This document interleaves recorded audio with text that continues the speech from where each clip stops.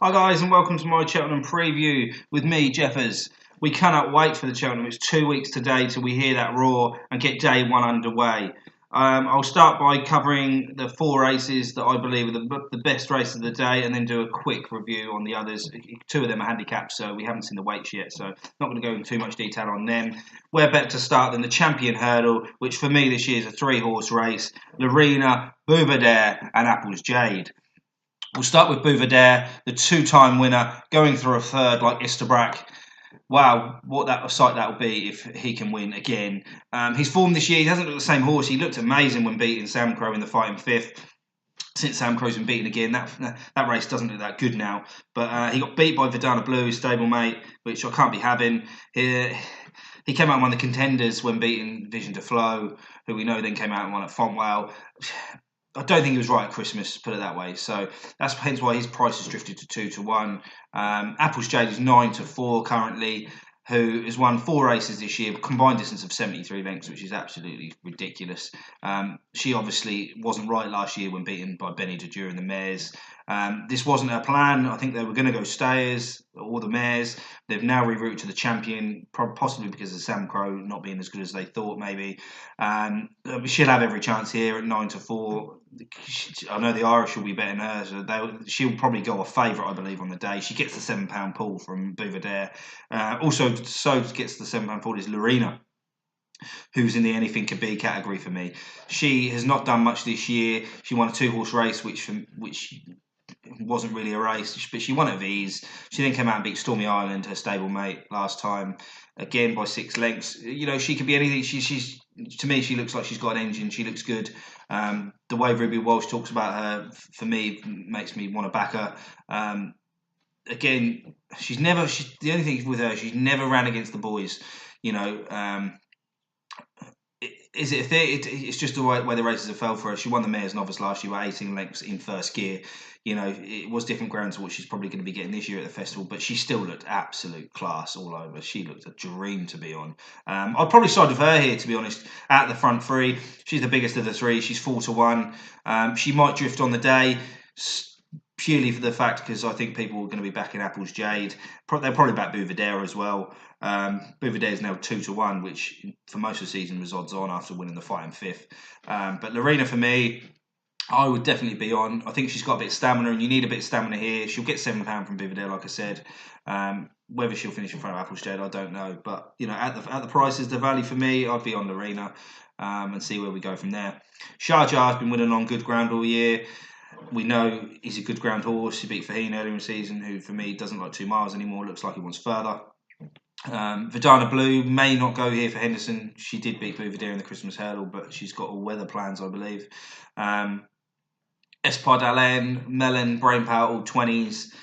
I want to say back something each way in here, but for me, I just think the front three are in a different league to these. So for me, I would be sticking with Lorena. But I couldn't put you off backing any of the others. It's one of them ones where either could win. There could be a blanket finish. One could turn out to be an absolute monster. Apples Jade's won by distances. Lorena's won by distances. Who knows? Who knows? So that will be that white race. We'll go to the Supreme. For me, this race is not as strong as it usually is. Sitting at the top of the bet at the minute is Nigel Twist and Davis' horse, Al Dancer, who won a Betfair a couple of weeks ago. He's improved no end in the handicap. He's won at the course, probably the rightly favourite for me at the minute. Too short for me to be backing at 3-1, I must admit, for a race that can be as competitive as the Supreme. Fakidu Deri is second favourite of Joseph O'Brien and JP McManus. Won at Cheltenham by 15, 16 lengths, first time out this year. Looks really good, but beat juveniles behind him. Whether that form is good enough to win the Supreme, I'm not quite sure. But we'll get £8 from the field here from being a 4-year-old, of course. So that on ratings, that puts him bang there. For me, he's 5-1 now. His price is probably gone. One I like, who's owned by the same owner as Al Dancer, the favourite, which is of Di Waters, is Angel's Breath. Anti-post favourite for this for quite a while. Forgive his run at the weekend in the Dove Cup for me. It was a week after he had his flu jab. He looked like he wants a little bit further. The flat track for me didn't suit. Coming there with a rally, only getting beaten a short head by Paul Nicholls or Southfield Stone. Had one run before that, beating Danny Kerwin, but only jumped 4 hurdles. Nicky needed to get a run into him, needed something competitive. Yes, he got beat. The bookies overreacted straight away, and we can see that now. He went from 5-1 to 16-1. Now, as we're talking Tuesday morning, he's back in as short as 8-1, 7-1 in places. So, for me, one to keep on side. Also, my nap for this race is might surprise you. It's a 20-1 shot Vision Denaire. Only if, guys, if it turns up anything but good. If it's got soft in the description of any kind, get on. You know, he's got a round in the action. He's finished behind Classical Dream a couple of times this year.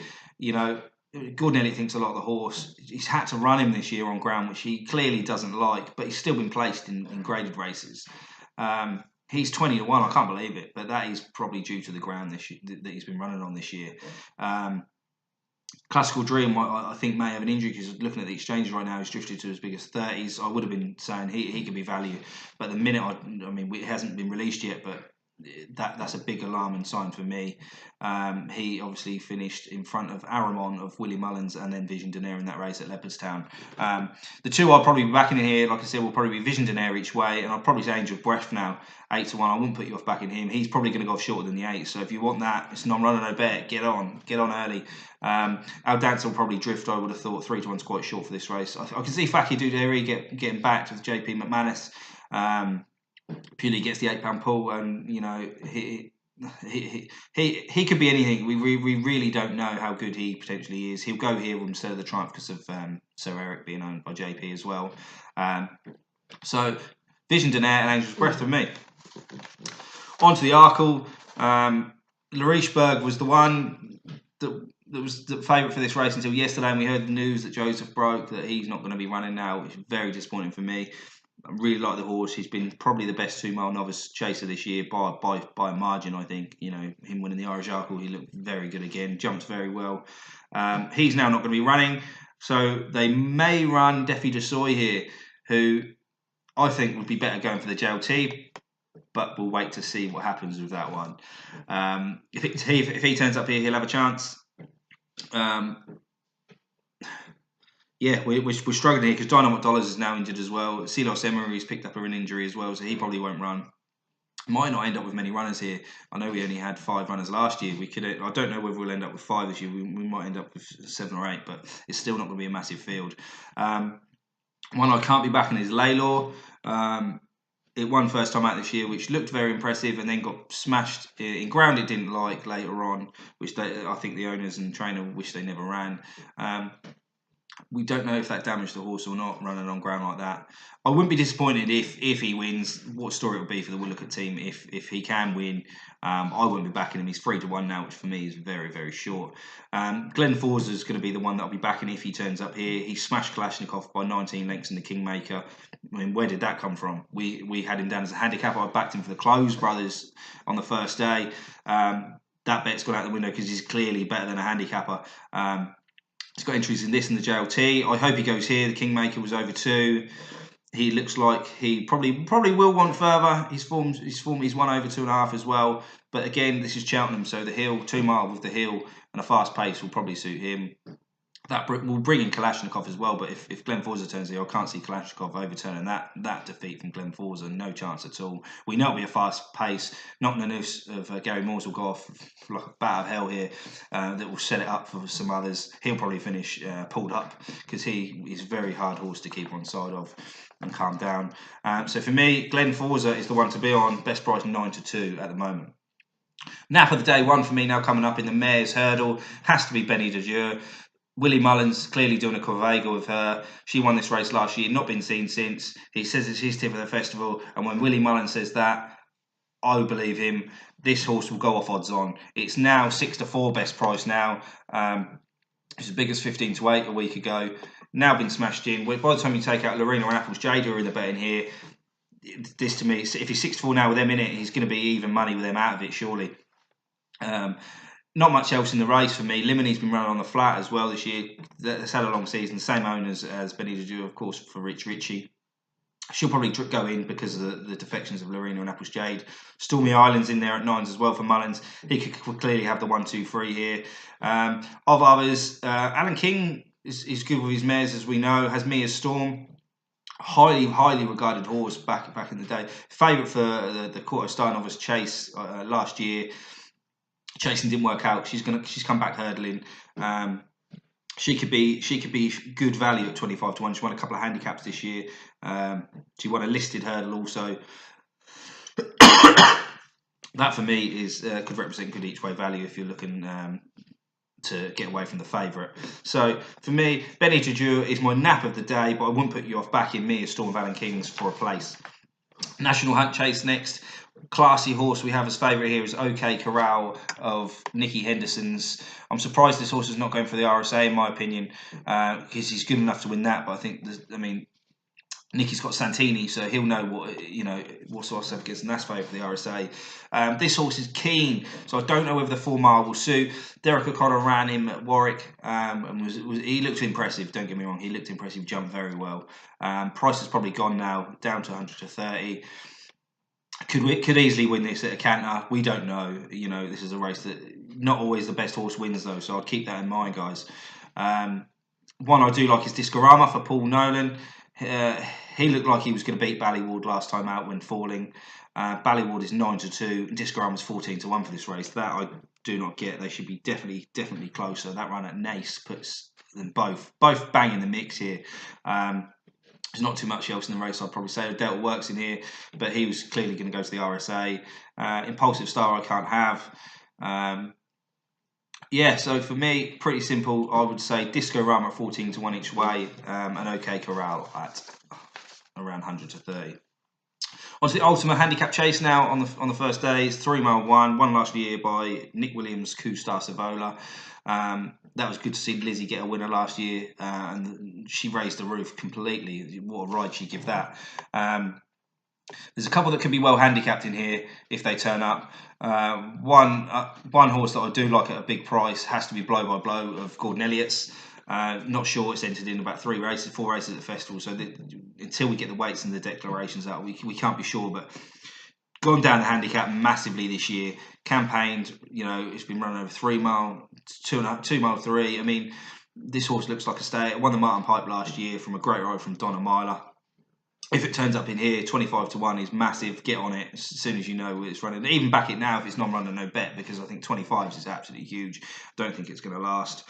Of the others, give me a copper. I like a Paul Nicholls, ran a Stormer from not running for 15 months last time out, finishing behind Classic Ben, finished 4th, was cruising at Sandown, and just didn't get home. But he wasn't messed around with too much. He wasn't like he was given a hard ride that day.